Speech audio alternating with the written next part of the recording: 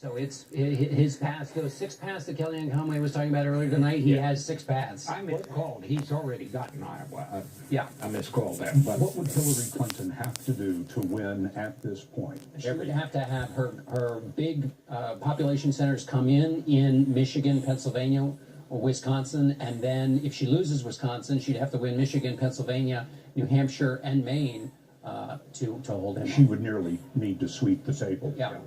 But she has a shot. That's true.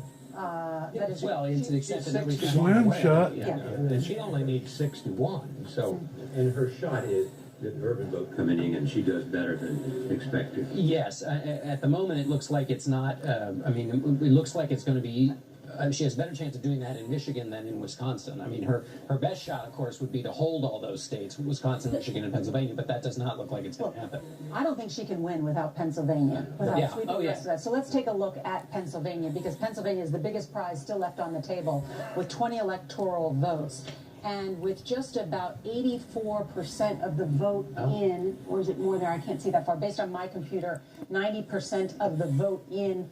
It is neck and neck. According to what I'm seeing, we're talking about a vote difference of just about 10,000 Out of 5 million cast. out of 5 million cast. Yeah, and she had been ahead in the numbers. So this is, if you're a Clinton person watching this, the numbers are going in the wrong direction for you. Now, there's still some out in Bucks County, which is a county that can bring in some more votes, but you want the numbers to be going in the other direction. Yeah. One of the big surprises of the night is Wisconsin. Absolutely, and Anthony Mason is looking at the exit poll information that we've accumulated in Wisconsin. Anthony, what is it telling us? Yes, got two disappointing trends for Democrats in Wisconsin. First, among young people, Hillary Clinton is winning young people 46 to 39%, but 4 years ago, Obama got 60% of young people in Wisconsin. As you can see, 11% of this has bled to third-party candidates, but a serious underperformance here by Hillary Clinton among young voters and also among independent voters. Barack Obama won independents by 2 points in Wisconsin 4 years ago. Donald Trump is winning them by 5 points today. And again, third-party candidates taking 10% of the vote there. So significant underperformance here for the Democrats in these two places. You know, there might be another factor that we haven't talked about, and that is it's a little bit intangible, but it's extremely rare for the American people to grant one party 3 terms at the White House in a row. It's very, very rare. It's only happened once since the 22nd Amendment in 1947, and That was Reagan, Bush. Reagan, George Herbert Walker Bush. Now, the other thing in history that the Clinton people were hoping for is that traditionally presidential models, when the approval rating of the president is above 50%, it helps the incumbent party. President Obama's approval rating is at 51.6, I think, is the average. That's not helping. It particularly isn't helping in Michigan, where the African-American vote is not turning out enough to beat back this Trump insurgency in the traditionally Democratic states. I was wondering, too, that the very thing that Peggy raised in your panel, Charlie, when she said, I wonder what the White House is thinking tonight. Because even today, the president was on the phone calling radio stations in Michigan, in Pennsylvania, in Florida, encouraging people to go out and vote. I remember sitting at the Congressional Black Caucus dinner where he gave a very impassioned plea and said, I would be insulted. It would be an insult to my legacy. At one point, even when he was on the campaign trail, said, listen, you know, if you care about what we've done in this White House, think of this as a vote for this to continue. Yeah. And it seems tonight that voters are sending a very different message. they are sick of Washington. They're sick of the establishment. Washington has done nothing for the last 5 or 6 years. Or do they like Donald No Trump, matter- Bob? Do they like I Donald think Trump and the that's part of it. messages? Yeah. I think that's part of it, but I think mostly it's just people are sick of nothing happening. You know, it's also interesting that having the first woman president may not have been as powerful a factor in this circumstance as we might have imagined. Is it a woman's president, Charlie, or is it that people just didn't want the woman president to be Hillary Clinton? What do you think? Because I think the country seemed to be ready for a woman president. You look at Susan B. Anthony's gravesite today. I agree with that. Yes, Yeah. of course. You know. Yeah, but Bob's, you think but it's back Hillary to, Clinton that they- back to Bob's For a moment to make history. when Yeah, people yeah. were worried about Donald Trump's temperament and judgment, and would talk to Trump voters and say to them, you know, do you worry about his temperament and judgment? And they said, well, maybe. But, you know, I don't care because I want the system dismantled. And if it's dismantled, then we'll figure other things out. But the system's never worked for me. And so these niceties of temperament and judgment doesn't matter if the system's not working for me. So let's try disruption. And John, they would say he's such a good businessman. I would like to see a businessman in the office to see what he can do.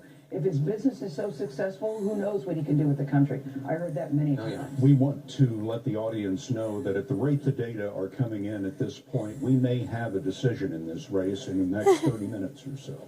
You're looking at the battleground states right now, the states in blue, Hillary Clinton, states in red, Donald Trump, and in the remaining states, Donald Trump has numeric leads in just about all of them. Very slender leads, maybe 10, 20,000 votes out of millions cast, but he does have slender leads in just about all of those remaining states. Major Garrett is at the Trump watch party tonight. Major? Right. I'm sorry, Scott. Yes. One of the interesting things about this phenomenon that is playing out before the entire nation is the Donald Trump campaign, and led always by Donald Trump, the single most important force within his campaign, him throughout, is that he can do this without the regular support of the Republican establishment.